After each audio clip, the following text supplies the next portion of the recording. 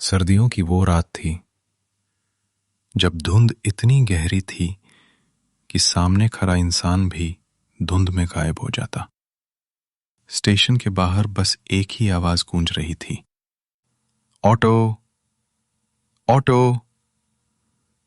अपनी पुरानी पीली हरी ऑटो लेकर उम्मीद में कि कोई सवारी मिल जाए।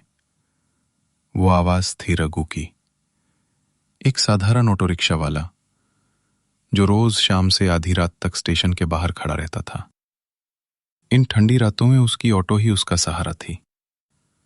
रघु कोई आम इंसान नहीं था। वो मेहनती था, ईमानदार था, पर उसकी जिंदगी संघर्ष से भरी थी। पत्नी, 2 छोटे बच्चे, एक बीमार मां और रोज की कमाई से घर का खर्च चलाना, बस यही उसकी दुनिया थी। लेकिन उस रात उसकी दुनिया बदलने वाली थी, हमेशा के लिए।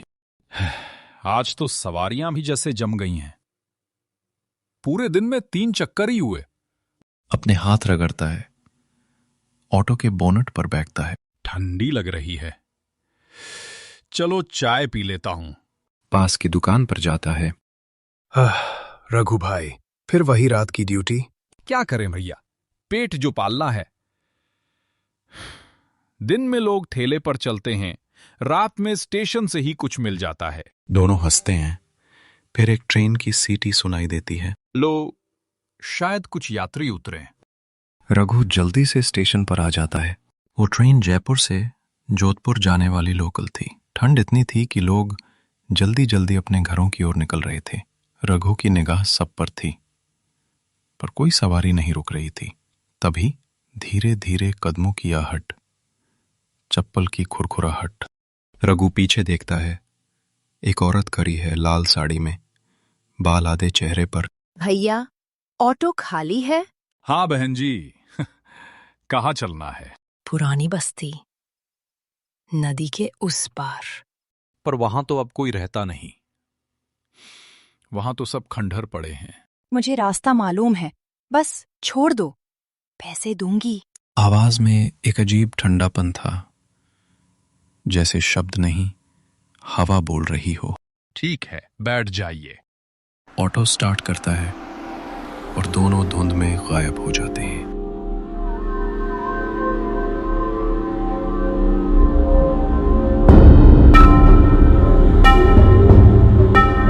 रास्ता सुनसान था। पेड़ों की डालियों से ओस टपक रही थी। रघु को बार बार लग रहा था जैसे कोई पीछे से देख रहा हो। बहन जी, आप वहां रहती हैं? कभी रहती थी।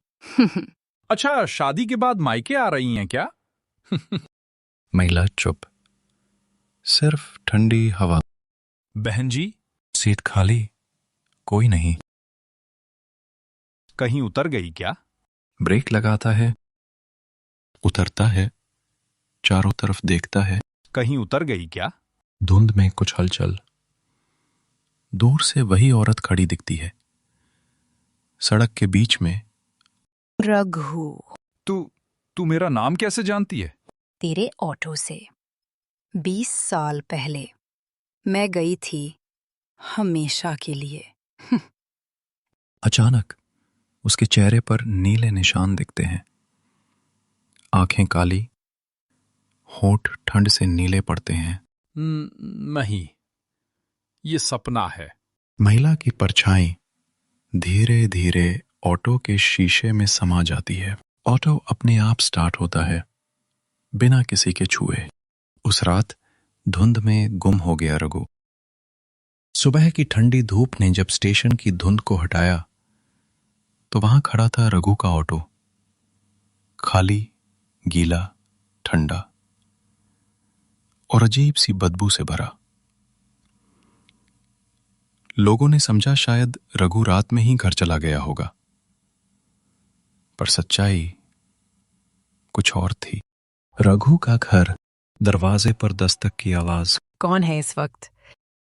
दरवाजा खोलती है, सामने रघु खड़ा, चेहरा पीला, आंखें नाल, कपड़े नम जैसे ओस में भीगे हों। रघु, कहाँ था तू सारी रात? हम तो डर ही गए थे। बस स्टेशन पर सवारी छोड़ने गया था, थोड़ी देर लग गई। कपड़े कैसे गीले हो गए और ये ठंडी ठंडी बदन क्यों लग रही है? ठंड ज्यादा थी बस। आंखें नीचे झुकाकर कमरे में चला जाता है। रमा ने कुछ अजीब महसूस किया। रघु का चेहरा जैसे सूना था। वो मुस्कुरा तो रहा था मगर उसकी मुस्कान में कोई गर्मी नहीं थी, बस एक ठंडी चुप्पी थी। रात का समय सब सो रहे थे। थोड़ी देर बाद रमा उठकर देखती है, रघु बिस्तर पर नहीं है। वो खिड़की से झांकती है। रघु बाहर अपने ऑटो के पास बैठा है और किसी से धीरे धीरे बात कर रहा है। आज भी आएगी ना तू? मैं इंतजार करूंगा। रमा की सांसें रुक जाती हैं। किससे बात कर रहा है ये? वो धीरे से बाहर जाती है, पर वहां कोई नहीं, सिर्फ रघु और खाली ऑटो। रघु, किससे बात कर रहे हो? अरे कोई नहीं, बस यूं ही। ऑटो की पिछली सीट गीली है, जैसे किसी ने अभी अभी वहां बैठा हो।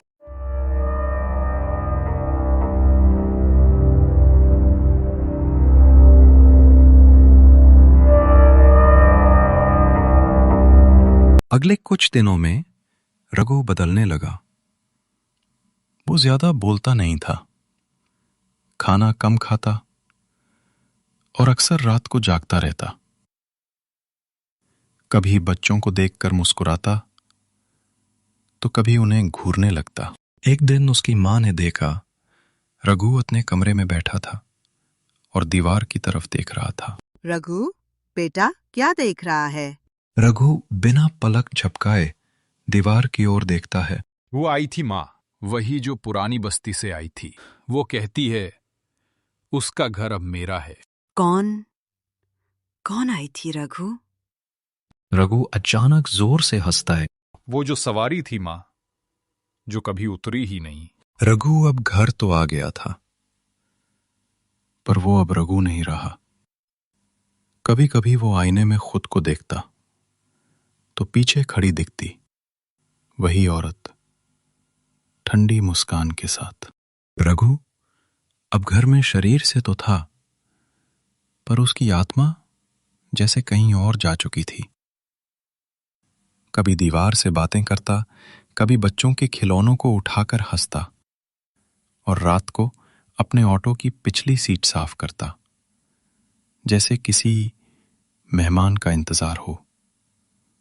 रमा समझ गई, अब कुछ गड़बड़ है, और इस गड़बड़ की जड़ शायद वही है, स्टेशन और पुरानी बस्ती में, जहां से ये सब शुरू हुआ था। रमा स्टेशन पहुंचती है। वो चाय वाले से कुछ पूछती है। भैया, वो रघु जो यहाँ ऑटो चलाता है, उस रात उसने किसे छोड़ा था पुरानी बस्ती में? उस रात? हाँ, मैंने देखा था एक औरत आई थी, आधा चेहरा बालों से ढका हुआ, लाल साड़ी पहने हुआ। पर अजीब बात ये थी, वो ट्रेन से उतरी ही नहीं थी। मतलब? मैं तो रोज ड्यूटी पर रहता हूं बहन जी। उस रात कोई ऐसी सवारी नहीं उतरी थी। फिर भी वो अचानक रघु के पास आ गई और दोनों धुंध में गायब हो गए। मुझे उस पुरानी बस्ती जाना होगा।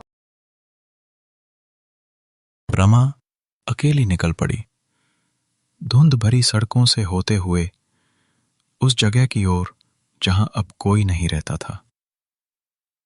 सिर्फ पुराने पेड़, टूटी दीवारें और ठंडी हवा में बसी एक पुरानी बदबू। रमा धीरे धीरे बस्ती के अंदर जाती है।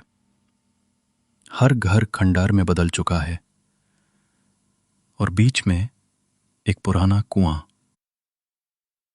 वो एक बूढ़ी औरत को देखती है जो आग के पास बैठी है। माँ जी, यहाँ पहले कौन रहता था? बहुत लोग रहते थे बेटी, पर 20 साल पहले एक हादसा हुआ था। कौन सा हादसा? एक लड़की थी, सुधा नाम था उसका, स्टेशन पर काम करती थी। कहते हैं किसी ऑटो वाले ने उसे देर रात घर छोड़ने का वादा किया था, पर रास्ते में ऑटो पलट गया। लड़की वहीं नदी किनारे मर गई और ऑटो वाला भाग गया। रमा का चेहरा फीका पड़ जाता है। ऑटो वाले का नाम पता था? हाँ बेटी, नाम था रघु। रमा के कानों में आवाज गूंज उठी। तेरे ऑटो से 20 साल पहले मेरा खून बहा था। वो वही औरत थी, सुधा। रमा घर लौटती है। शाम का वक्त। रघु, तू उसे छोड़ क्यों नहीं देता? वो अब कभी नहीं जाएगी रमा। वो तो मेरे साथ रहती है, हमेशा से। उसे महसूस होता है कि ऑटो की पिछली सीट पर कोई बैठा है। ये क्या कर दिया तूने रघु? वो आत्मा तुझे जकड़ रही है। रघु की आंखें लाल हो जाती हैं, चेहरा कठोर। वो आत्मा नहीं, वो मेरी सवारी है। उस रात रमा ने पहली बार महसूस किया, रघु अब इंसान नहीं रहा। वो एक चलती फिरती परछाई था, जो उस औरत की ठंडी सांसों के साथ जी रहा था। मां बिस्तर पर लेटी कांपती आवाज में, रमा बेटा, आज घर बहुत ठंडा लग रहा है, जैसे बर्फ गिर रही हो अंदर ही। हाँ माँ, मैंने भी महसूस किया। कमरे में धुआं नहीं, धुंध सी फैली रहती है। अचानक पीछे के कमरे से बच्चों की हंसी सुनाई देती है। गुड्डू, पायल, क्या कर रहे हो वहां? रमा कमरे में जाती है। दोनों बच्चे बिस्तर पर बैठे हैं, पर आंखें खाली हैं। माँ, वो आंटी फिर आई थी। वो हमें कहानी सुना रही थी। कौन आंटी? वो वाली आंटी जो कहती है, डरो मत, मैं ठंडी नहीं प्यारी हूँ। रमा के हाथ कांपने लगते हैं। रमा ने बच्चों के कमरे की खिड़की की ओर देखा। वहां किसी के पैरों के निशान थे, पर वो निशान बर्फ से बने थे और अंदर से बाहर की ओर नहीं, बल्कि बाहर से अंदर की ओर जा रहे थे। रात के 2 बजे ऑटो अपने आप स्टार्ट होता है। रघु, कहाँ जा रहा है तू इतनी रात में? रघु बिना जवाब दिए ऑटो चलाता है। पीछे की सीट पर धुंध जैसी छाया बैठी है। रघु, किसे ले जा रहा है? रघु की आवाज दूर से आती है, ठंडी और खाली। जिसे छोड़ नहीं सका, अब हर रात उसे स्टेशन तक ले जाता हूं, फिर वो मुझे घर तक छोड़ देती है। उसके बाद हर रात वही होता। ऑटो की टक टक आवाज, घर के बाहर बर्फ सी जमी जमीन, और सुबह ऑटो के अंदर बर्फीले निशान, जैसे कोई वहां बैठा हो घंटों तक। अगली सुबह। रमा बेटा, अब इस घर में चैन नहीं है। रात को कोई मेरे कान में फुसफुसाता है, मैं लौट आई हूँ रघु के लिए। माँ, वो आत्मा अब सब पर हावी हो रही है। मैं कुछ करूंगी, मुझे उससे बात करनी होगी। खिड़की के शीशे पर सफेद उंगलियों के निशान बनते हैं, जैसे कोई बाहर से भीतर देख रहा हो। अब रमा का डर गुस्से में बदल चुका था। वो जान चुकी थी, अगर सुधा की आत्मा को रोका नहीं गया तो उसका घर और परिवार धीरे धीरे बर्फ की तरह खत्म हो जाएगा। धुंध छाई हुई, ट्रेनों की हल्की सी आवाज दूर से। रमा अकेली चल रही थी, हाथ में लालटेन और दिल में डर और जिद दोनों। सुधा, अगर तू है तो सामने आ। मैं तेरे दर्द को समझना चाहती हूँ, मगर मेरे परिवार को छोड़ दे। अब तू भी मेरा नाम जानती है, तो क्या तू भी उसे माफ कर सकेगी? धुंध में वही औरत दिखाई देती है, सुधा। 20 साल पहले मैंने रघु से मदद मांगी थी। मुझे घर छोड़ने का वादा किया था उसने, पर रास्ते में वो नशे में था। ऑटो पलटा और मैं उस नदी में गिर गई। वो मुझे छोड़कर भाग गया। नहीं, रघु ऐसा नहीं कर सकता। क्यों नहीं? उसकी डर ने मेरी जान ली। अब मेरी ठंडक उसकी सांसों में बस चुकी है। अब वो कभी नहीं छूट सकता मुझसे। सुधा आगे बढ़ती है। रमा की आंखों के सामने वो रात जिंदा हो उठी।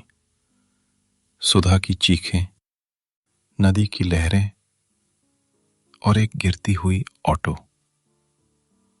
रघु भाग रहा था और सुधा हाथ बढ़ाकर मदद मांग रही थी, पर उस वक्त उसका डर इंसानियत पर भारी पड़ गया था। अगर तेरा दर्द सही है तो मैं तुझे मुक्ति दिलाऊंगी, लेकिन मेरे बच्चों को छोड़ दे सुधा, वो निर्दोष हैं। मैं किसी को नहीं चाहती, मुझे बस न्याय चाहिए। वो मान ले कि उसने मेरा खून किया है, तभी मैं चैन से जा सकूंगी। धीरे धीरे सुधा गायब होती है। हवा थम जाती है। रमा ने उस रात ठान लिया, अब वो रघु को उसकी सच्चाई का सामना करवाएगी। उसने जान लिया था कि ये लड़ाई आत्मा से नहीं बल्कि अपराध बोध से है, जो अब रघु के सीने में बर्फ बन चुका था। शाम का वक्त। रघु घर के बाहर बैठा है, हाथ में वही पुराना ऑटो का चाबी। रघु, तू अब कब तक भागेगा? वो तुझे सजा नहीं, मुक्ति चाहती है। मैंने उसे मरते देखा था रमा। मैंने बचाने की कोशिश की पर डर गया। मैं भाग गया और आज तक उसकी आंखें मुझे सोने नहीं देती। उसकी आंखों से आंसू गिरते हैं, पर जैसे जम जाते हैं हवा में। तू जा उस जगह जहां वो मरी थी, माफी मांग, वरना वो कभी नहीं जाएगी। रघु सिर झुकाता है, धीरे से कहता है, हां, अब वक्त आ गया है मेरे गुनाह का हिसाब देने का। अब बारी थी रघु के पश्चाताप और मुक्ति की। पर हर पाप का दाम सिर्फ माफी नहीं होता। कभी कभी आत्मा को चैन देने के लिए किसी को अपनी जान देनी पड़ती है। रघु अब सच का सामना करने निकला। नदी किनारे, जहां से उसकी कहानी शुरू हुई थी, और वहां उसका इंतजार कर रही थी सुधा की परछाई, जो अब आखिरी बार उसे बुला रही थी। रात उतनी ही सर्द थी जितनी उस हादसे की रात। आसमान धुंध से ढका हुआ और हवा में एक अजीब सी खामोशी थी। रघु का ऑटो स्टेशन की जगह अब उसी नदी किनारे जा रुका जहां से सब कुछ शुरू हुआ था। सुधा, अगर तू सुन रही है तो आज मैं छिपने में ही आया। मैं आया हूं तेरे सामने अपने गुनाह को मानने। हवा थम जाती है, धुंध में हल्की सी आकृति उभरती है, वही सुधा। 20 साल तू भागता रहा रघु, क्यों छोड़ दिया था मुझे उस पानी में? डर गया था। तू चिल्ला रही थी, मैं मदहोश था। मुझे लगा पुलिस मुझे मार डालेगी। मैं भाग गया सुधा, पर हर रात वो आवाज मेरे कानों में गूंजती रही। माफ कर दे सुधा, मैं इंसान नहीं, डरपोक था। सुधा की परछाई धीरे धीरे आगे बढ़ी। उसकी आंखों में अब आग नहीं, आंसू थे। वो रघु के सामने झुककर बोली, मुझे मौत का डर नहीं था रघु, मुझे तेरे धोखे का दर्द था। तू अगर उस दिन एक हाथ बढ़ा देता तो मैं आज जिंदा होती। तेरे डर ने मुझे मारा था, अब तेरा पछतावा मुझे चैन देगा। वो रघु के माथे पर हाथ रखती है, हवा जम जाती है। अगर मेरी मौत से तुझे सुकून मिलेगा तो मैं तैयार हूं सुधा। हवा तेज चलने लगती है। ऑटो का इंजन अपने आप स्टार्ट हो जाता है। नदी के उस किनारे एक चीख गूंजी और सुबह जब गांव वाले पहुंचे तो रघु का ऑटो स्टेशन पर खड़ा था, पर ड्राइवर की सीट खाली थी। रमा अपने घर के बाहर बैठी है, बच्चों के पास। सर्द हवा अब पहले जैसी ठंडी नहीं थी। शायद उसे शांति मिल गई। उसकी आंखों में आंसू हैं, लेकिन चेहरा शांत है। बच्चे पीछे से पूछते हैं, माँ, पापा अब नहीं आएंगे? वो अब वही हैं जहां ठंड नहीं लगती बेटा, जहां गुनाह भी माफ हो जाते हैं। रघु के जाने के बाद 3 महीने बीत चुके थे। सर्दियां अब भी वही थीं, लेकिन अब हवा में वो बर्फीली डर नहीं थी। रमा अपने बच्चों के साथ नए घर में रहने लगी थी, गांव के किनारे, जहां से स्टेशन दिखता था। हर शाम रमा लालटेन जलाकर खिड़की से देखती, जैसे किसी का इंतजार हो, पर फिर खुद को रोक लेती। शाम का समय। माँ, पापा अब सच में स्वर्ग में हैं क्या? हाँ बेटा, वहां ठंड नहीं लगती, न डर होता है। वो बच्चे को सुलाती है। खिड़की के बाहर से हल्की सी ट्रेन की आवाज आती है। रघु, जहां भी है, खुश रहे। पर किस्मत की कहानी कभी सीधी नहीं होती। उसी रात जब घड़ी ने 12 बजाए, दरवाजे पर किसी ने धीरे से दस्तक दी। रमा उठकर दरवाजे की तरफ जाती है। बाहर अंधेरा और कोहरा। कौन है? कोई जवाब नहीं, बस हवा का झोंका अंदर आता है। बाहर कोई नहीं, बस जमीन पर एक पुरानी ऑटो की चाबी रखी होती है। रमा चौंक जाती है, आंखें फैल जाती हैं। रघु? वो ऑटो की चाबी लेकर अंदर चली जाती है। पीछे से हवा तेज चलती है। खिड़की से आवाज आती है। धन्यवाद रमा, तूने मुझे मुक्त किया। रमा के गालों से आंसू बह जाते हैं। वो चाबी को सीने से लगाती है। कमरे पर एक कोने में हल्की सी नीली रोशनी चमकती है। जा रघु, अब चैन से रहना। धीरे धीरे नीली रोशनी ऊपर उठती है और गायब हो जाती है। उस रात के बाद वो घर कभी ठंडा नहीं हुआ। सर्दियां आईं, पर डर नहीं। ऑटो की वो पुरानी चाबी अब भी मंदिर के पास रखी है, जहां हर सुबह सूरज की किरणें उस पर पड़ती हैं। लोग कहते हैं रमा के घर के पास से गुजरते वक्त कभी कभी हल्की सी ऑटो की आवाज सुनाई देती है, पर अब वो डराती नहीं, बस याद दिलाती है कि कभी कोई ठंडी सांसें किसी आत्मा को मुक्ति दे गईं।